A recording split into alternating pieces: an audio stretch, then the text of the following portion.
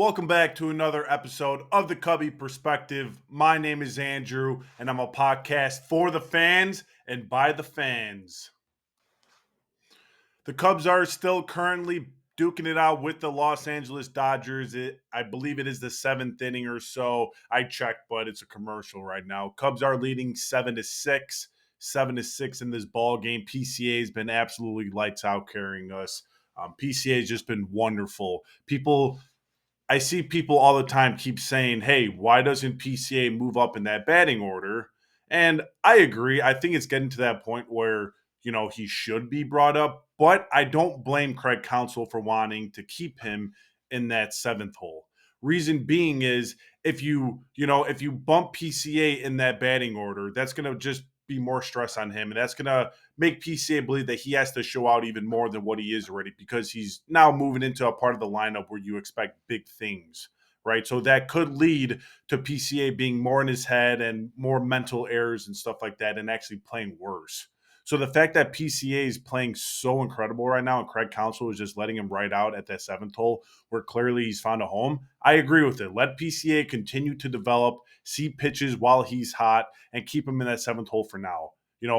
Now later in the year, if Swanson or let's say Horner or Bush isn't playing up to their level that they could play to, then you could start seeing PCA start slowly creeping up that lineup. But right now, I agree with Craig Counsell, and I tip my hat to Craig Counsell for realizing that as well. PCA clearly likes playing the Dodgers at Wrigley Field. PCA, great strikeout by Palencia, huge strikeout by Palencia right there. But PCA clearly likes playing against the Dodgers. He's 5 for 8 in this series, 3 runs, 2 homers, 7 RBIs, and a stolen bag. That's just phenomenal. For a kid that young to be doing this against such a potent and devastating team like the Dodgers, that's just music to my ears. Terrible defense continues to haunt the Cubs, and I'm not exactly sure why, considering the Cubs have practically gold glove defense all around the diamond. And I kind of find it ironic that Matthew Boyd is able to locate his pitches on command, right? But he simply can't throw to second base, which should have been a double play.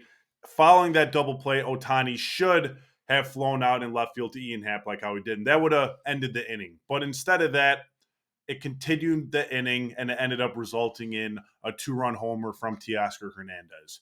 That's just bad baseball. That's creating chaos, like how I've been trying to tell you guys. The Cubs need to be more fundamentally smooth when it comes to defense. Defense is such a crucial part in baseball. It gets overlooked all the time, especially when you have a lineup that could drive in 7, 8 runs a game. But defense is what truly wins championships. And without a good defense, you're just simply not going to win that big game because at the end of the day, defense saves the pitching staff and it saves you so many runs throughout the entire season. And the way that the Cubs are playing at the moment, it's not looking good. So the Cubs are going to have to, sit back, really reevaluate what's going on with this whole defense and get back to the fundamentals. I was definitely confused when I didn't see Seiya Suzuki in the starting lineup today. I thought for sure he would be. And I was actually a little disappointed to see Justin Turner in that third hole behind Tucker because you guys already know how I feel about, Turner batting behind Tucker. I just think that's not a good move, right? Because that affects Kyle Tucker's at bat when he doesn't have protection behind him. But I didn't know that Seiya Suzuki went down with a wrist injury. He was dealing with that wrist soreness and fatigue not too long ago, and he must have re-aggravated it of some sort. But funny story, I thought Craig Counsell was just giving Seiya Suzuki a rest day, and I thought to myself, I'm like, why does this guy need a rest day when he's sitting on the bench 99% of the game? Obviously, I found out that he was dealing with the wrist injury, but whatever. Hopefully he's okay. I don't think it's too serious. But Justin Turner, really, really good day today by Justin Turner. A couple hits, even a stolen base.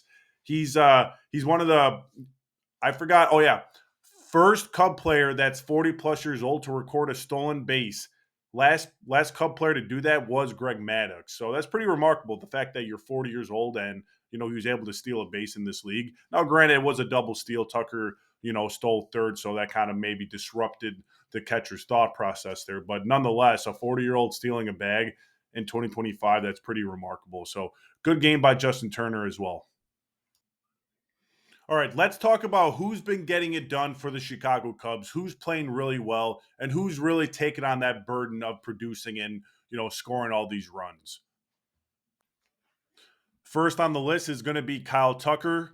Kyle Tucker should be extended by now. We should name right field the King's Court in honor of how good of a player he is. But let's just dive into, Kyle Tucker's numbers here.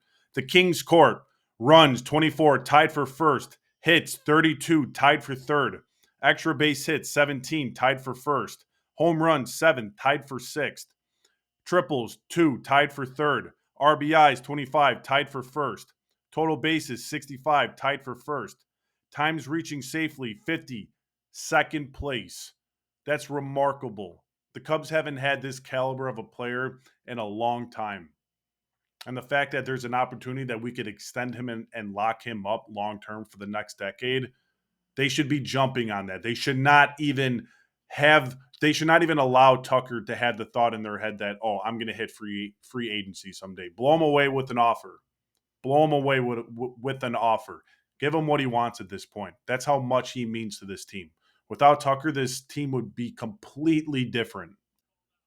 Second on the list of getting it done is going to be PCA. These are PCA's numbers throughout the past 19 games, and they're pretty outstanding. Batting average 329, hits 25, stolen doubles 8, triples 1, homers 4, stolen bases 7, on base percentage 370, slugging percentage 618. 13 of his last 25 hits has also resulted in an extra base hit. He's really locked in at the moment. He has the utmost confidence. He's seen the ball extremely well, and this kid is going to continue to play well because he has those stats. He's that type of player where he has so much talent. There's no way that's not going to translate into major league success, and I really mean that. Unbelievable. John Birdie striking out with the runner on third and first base, 0 outs. Bring up Ian Happ, who's been hitting the ball well, but grounded into a double play. The Cubs do not capitalize on that, and now we're going into the 9th inning against the Dodgers with only 1 run up.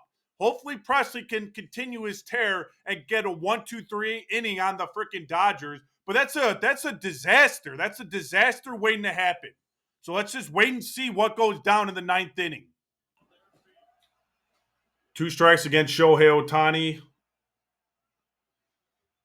And the pitch. Yeah!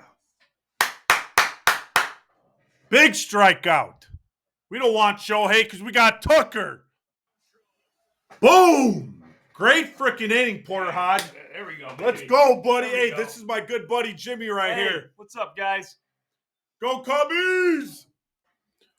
Cubs win the ball game 7-6 in a nail-biting fashion against the Dodgers. We take the 2-game series against the LA Dodgers, sending them back to their cesspool in LA. Hey, that goes to show maybe you should march around Wrigleyville acting like you own the damn place, because we will be seeing the Dodgers in the National League Championship Series this year. I promise you that, and you guys better watch out. But with that being said, good night. Always keep the faith. Go Cubs, and I am the Cubby Perspective.